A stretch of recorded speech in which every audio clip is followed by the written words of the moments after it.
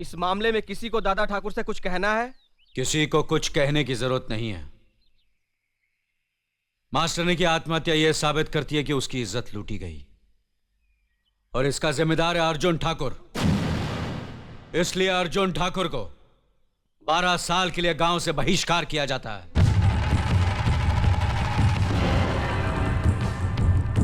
आज से कोई इससे बात नहीं करेगा, कोई इसकी मदद करेगा नहीं, और जो भी इस हुक्म को तोड़ेगा उसे और उसके परिवार वालों को यही सजा भुगतनी पड़ेगी। मासूम मास्टरनी शिल्पा ही अपनी विधवा मां का सहारा थी, इसलिए अर्जुन ठाकुर की जायदाद का आधा हिस्सा उसकी मां को दिया जाएगा। यह हमारा फैसला है।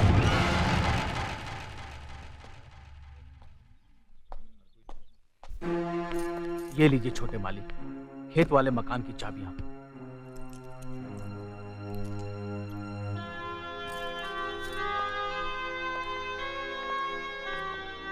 हम जा रहे हैं बड़े भैया।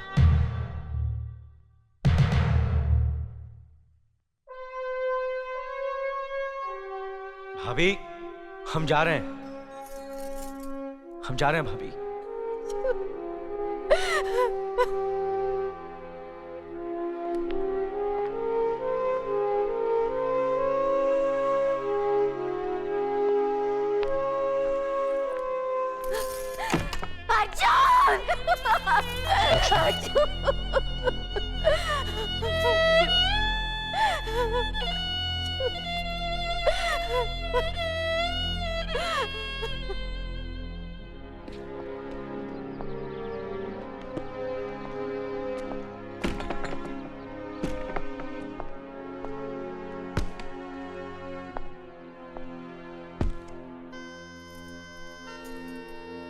ऐसा क्यों किया आपने?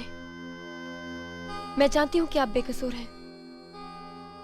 ना आपका मास्टरनी के साथ कोई संबंध था और ना ही आपने उसका खून किया। फिर आपने पंचायत में बड़े भैया से कहा क्यों नहीं? उन्होंने मुझसे पूछा नहीं, मैंने बताया नहीं। आज तक बड़े भैया ने जितना मुझसे कहा मैंने उतना ही किया, जितना मुझसे पूछा मैंने उतना ही जवाब दिया। तुम नहीं जानती मीना, बड़े भैया और भाभी हमारे लिए साक्षात भगवान है। उन्होंने बचपन से मुझे और नकुल को अपनी औलाद की तरह पाला है। उनकी कुर्बानी की बुलंदी यह है कि हमारे लिए वो आज तक अपनी संतान के मां बाप नहीं बने। मैं इन अंधविश्वासों में यकीन नहीं रखती, और वैसे भी मुझे बच्चे की कोई जल्दी नहीं है। आपको इतने बरसों से कोई औलाद नहीं हुई, चाहे तो आप ही बांध लीजिए।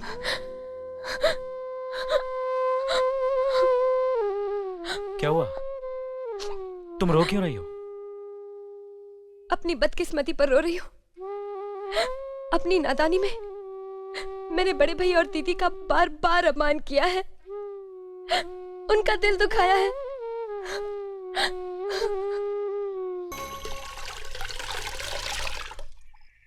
मीना, मीना, अरे अरे ये क्या कर रही हो?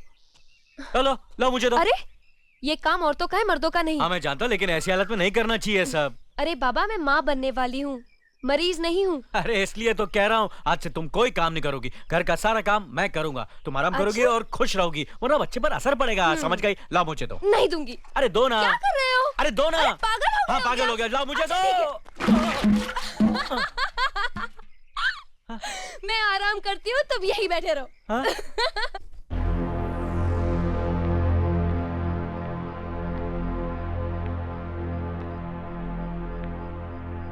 सुनिए, एक बात कहूं, आप तो जानती ही हैं हमारी मीना माँ बनने वाली है, हमारे कुल का वारिस आने वाला है। ऐसे समय पर उसके पास माँ या सास का रहना जरूरी होता है, जो उसकी मुश्किलों को समझ सके, उसे दिलासा दे सके, उसकी हिम्मत बढ़ा सके। वो सौभाग्य तो भगवान ने मेरे हिस्से में नहीं लिखा। बस इतना चाहती हूँ कि एक बार बहू रानी से मिलाऊं, उसकी गोद भराई की रस्म पूरी करके उसके हाथों में कंगन पहनाऊं। हम जानते हैं जिस पाबंदी की बेड़ी हमारे पैरों में पड़ी है, उसमें ऐसा नहीं हो सकता है। लेकिन अगर आप चाहें तो आप इजाजत दे तो ये हो सकता है। नहीं लक्ष्मी, पंचायत का फैसला सिर्फ आसपास के 18 गांव के लिए नहीं, हम पर और हमारी हवेली के लिए भी है। तुम नहीं मिल सकती। क्या आपका फैसला पत्थर की लकीर है जिसे कोई नहीं मिटा सकता?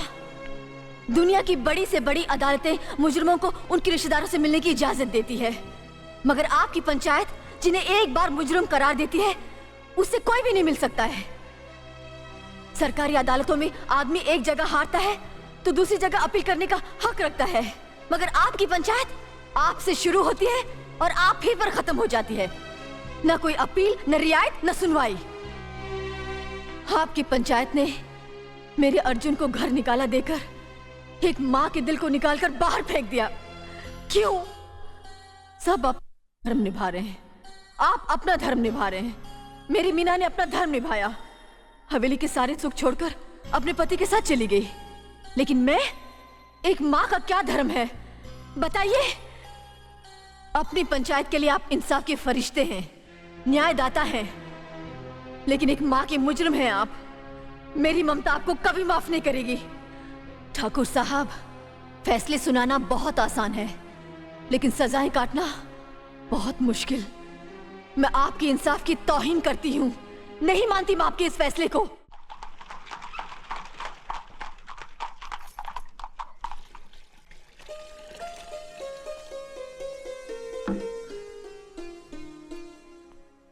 पायला को भाभी।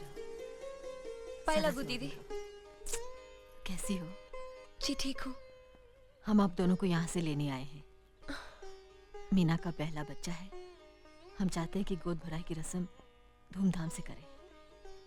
लेकिन भाभी, भैया को हमने जो फैसला कर लिया है उसे कोई रोक नहीं सकता।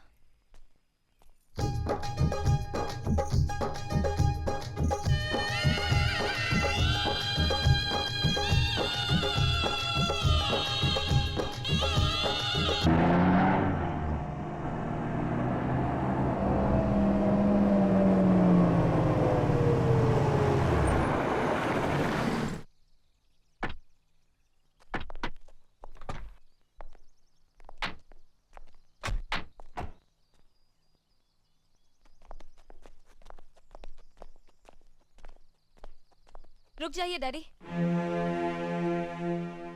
हम इस वक्त गांव और बिरादरी से बाहर हैं। हमसे मिलना, हमारी मदद करना, दोनों गांव की पंचायत की नजरों में जुर्म है।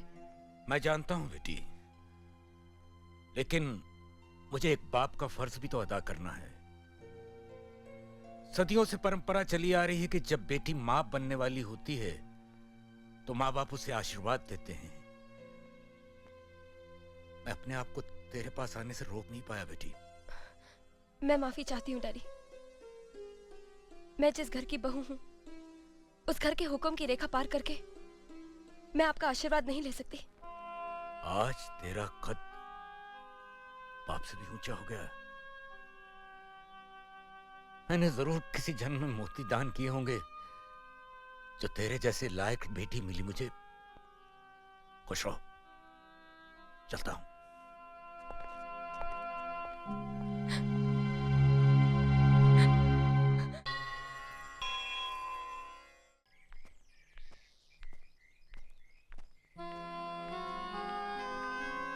मुझे आशीर्वाद दीजिए बड़े भैया।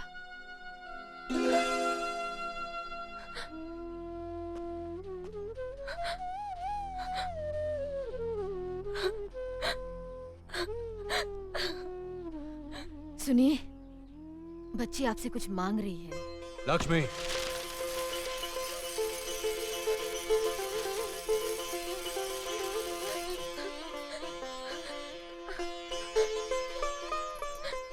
मेरे लिए तो यही बहुत है। एक दिन आपने मेरी खुशी के लिए ये चूड़ियां इस डाल पर बांधी थी। इनके साथ मुझे आप दोनों का आशीर्वाद मिल गया।